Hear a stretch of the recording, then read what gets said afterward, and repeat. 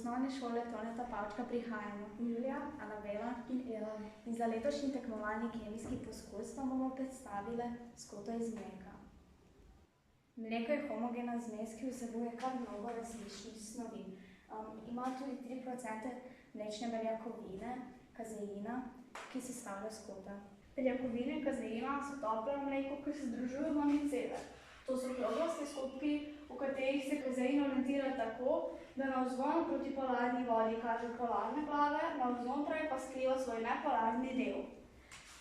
V čaši imamo 100 ml toplega mleka s temperaturo 65 stopinj Celzija. Izmerili bomo še pH. To pa je 7. Mleko je nevtralno. Zdaj bomo izmerili pH alkoholnega kisa.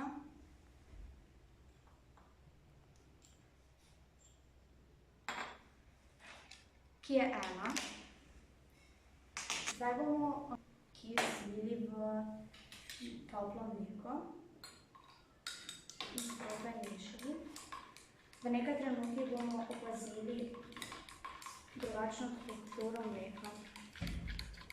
Opazimo tudi nastajanje grodic.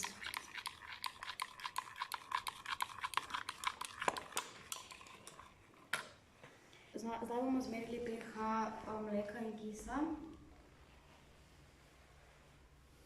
ki pa je 4. Čakamo še malo trenutkov in precedimo obalino skozi gazo. Na gazi ostane skota, v čašo pa se zliva vodni del siropka. Kaj se je sploh zgodilo?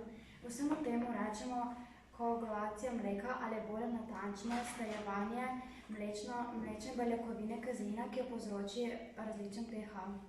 Vse skupaj se je začelo, ko smo v mleko vlili kis. Ja, res je, prisotnost kisline v mleku povzroči razpad vodikovih vezi, hkrati pa tudi spremembe na polarnih delih kazeina. Kaj pa zdaj z miceli? Razpadejo in molekule kazeina se na hitro povežejo med seboj.